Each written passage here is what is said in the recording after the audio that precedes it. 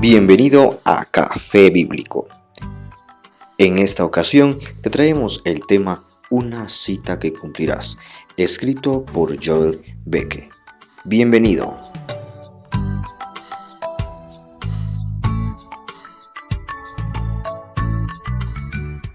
Querido oyente, es muy posible que tú y yo no nos conocemos y que nunca nos conoceremos. No obstante, quiero escribirte una carta personal. Te escribo porque tenemos más en común de lo que piensas. Aunque nunca nos encontremos en este mundo, un día nos veremos porque ambos tenemos un alma que nunca muere. Con esta alma, ambos habremos de comparecer ante Dios, tu Creador y el mío, en aquel gran día del juicio. Está establecido para los hombres que mueran una sola vez, y después de esto, el juicio, según Hebreos 9:27. Puedes hacer todo lo que está a tu alcance para no pensar en la muerte, pero no puedes escapar de la realidad de que tienes que morir. Sabes bien que tienes que morir y por si no lo sabías, tienes que enfrentar a Dios. Quizá no quieres pensar en la muerte porque sabes también que la muerte le sigue un juicio tan seguro como que la noche sigue al día. Hablando muy en serio, no existe una pregunta más importante que esta. ¿Qué te va a pasar cuando mueras? La Biblia, tu conciencia y tu sentido común te declaran que hay una eternidad que tienes que enfrentar. Por lo tanto, por tu propio bien, no evadas esta pregunta. ¿Estoy preparado para morir y enfrentarme con Dios en su papel de juez? Lamento tener que decir que, en la actualidad, hay millones que creen que están preparados para encontrarse con Dios, pero lamentablemente terminarán en el infierno después del gran día del juicio. Dice la Biblia, muchos me dirán en aquel día, Señor, Señor, ¿no profetizamos en tu nombre y en tu nombre echamos fuera demonios y en tu nombre hicimos muchos milagros? Y entonces les declararé, nunca os conocí, apartaos de mí, hacedores de maldad. Esto dice Mateo 7, 22 al 23. ¿Has considerado alguna vez que despertar terrible será para aquellos que siguen su peregrinaje por esta vida creyendo que todo está bien? Oír aquel día al comparecer ante Dios Altísimo y que les diga, nunca os conocí. Las palabras no bastan para describir la angustia del alma cuando escuche la sentencia, apartaos de mí, hacedores de maldad. ¿Estaremos tú y yo entre aquellos muchos decepcionados de los que Cristo habla en Mateo 7? Querido oyente, por favor dame 5 minutos para tratar de mostrarte quiénes terminarán en el infierno y quiénes en el cielo. Primero, tengo que decirte sinceramente que la Biblia nos informa, en Mateo 7, que la gran mayoría de la gente tendrá como destino eterno el infierno.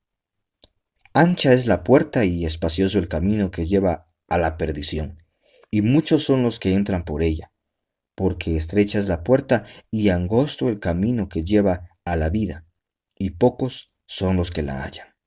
Quizá esto te parezca cruel, pero esta triste realidad es cierta.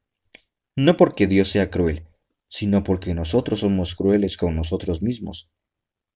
Intencionadamente desafiamos a nuestro Creador y despreciamos su amor cuando pisoteamos sus mandamientos que nos fueron dados para nuestro auténtico bien. Por tal rebelión y maldad, todos nos hemos ganado la muerte y el infierno.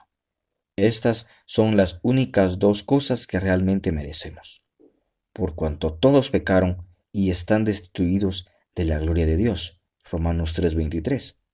Romanos 6:23 dice, y la paga del pecado es muerte.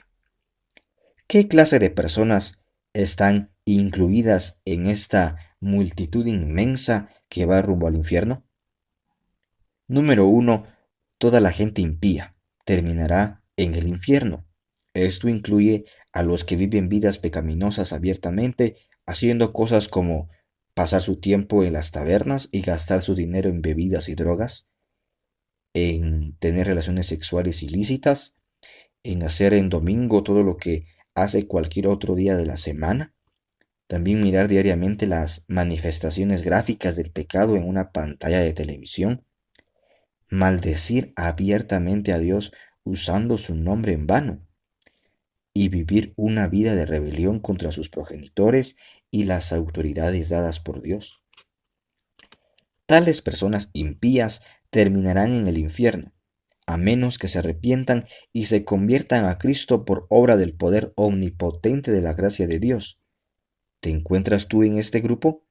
De ser así, te insto a que te arrepientas de tus pecados, los confieses y confíes en la gracia que perdona y transforma, antes de que sea demasiado tarde para buscar al Señor.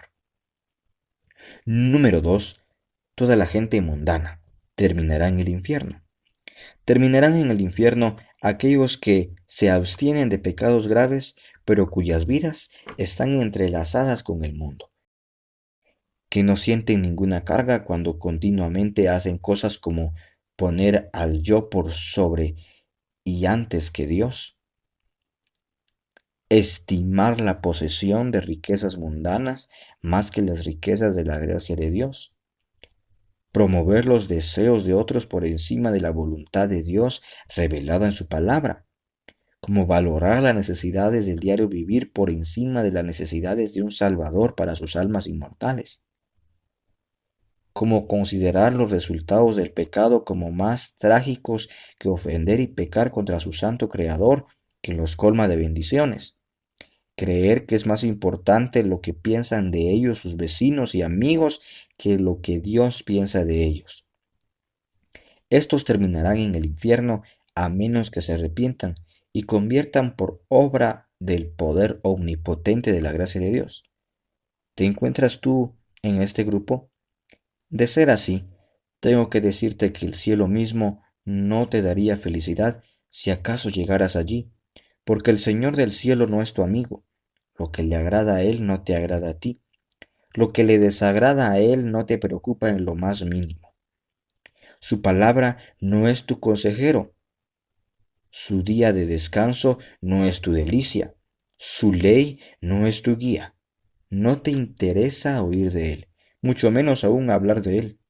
Estar eternamente en su compañía es algo que no soportarías, y la compañía de los santos y de los ángeles te aburriría. En lo que se refiere a tu vida práctica, poco o nada significa la Biblia, mucho menos te importa Cristo y consecuentemente la salvación es algo inútil. Despiértate tú que duermes y levántate de los muertos, y te alumbrará Cristo. No podéis servir a Dios y a las riquezas. Esto nos dice Efesios 5:14 y Mateo 6:24. Número 3. Mucha gente religiosa terminará en el infierno. Es posible estar camino al infierno aunque asistamos fielmente a los cultos, seamos maestros de escuela dominical y aún pastores. La religión puede ser nuestro tema favorito. Nuestra conversación puede tratarse de Dios y Cristo, y nuestro andar exterior en la vida puede ser intachable, todo sin que nuestra alma sea salva de la destrucción. Podemos ser tan religiosos como las 5 vírgenes falsas en Mateo 25, poseyendo la misma confesión, la misma expectativa, las mismas lámparas y el mismo aspecto exterior como las 5 vírgenes prudentes, y aún así perecer. Podemos ser tan religiosos como Acab, de quien las escrituras dicen rasgó sus vestidos y puso cilicio sobre su carne, ayunó y durmió en cilicio y anduvo humillado, y aún así ser inconversos. Es posible sentir convicciones comunes de pecado e impresiones de Dios y sus atributos santos. Aún así, reconocemos el pecado y nos humillamos un poco, aun si lloramos y oramos debido a él, teniendo miedo de volver a pecar y todavía así no poder entrar al reino de los cielos. Piensa en Caín, Saúl y Judas. Necesitamos más que una religión a medias y asistir a la iglesia. Necesitamos la obra irresistible y regeneradora del Espíritu Santo. a fin de nacer de nuevo y ser convertido. Solo entonces amaremos a Dios con todo nuestro ser. El ingrediente clave que falta en los ejemplos anteriores y ansiar a Dios como el sediento ansía el agua fría, solo entonces, por la gracia de Dios, podremos estar preparados para encontrarnos con el Señor.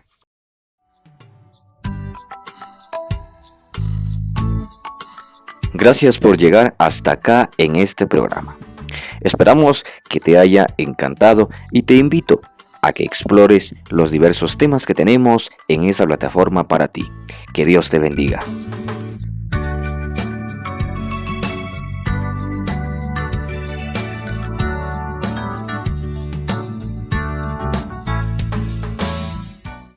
Agradecemos a Chapel Library por el permiso de utilizar su literatura centrada en Cristo.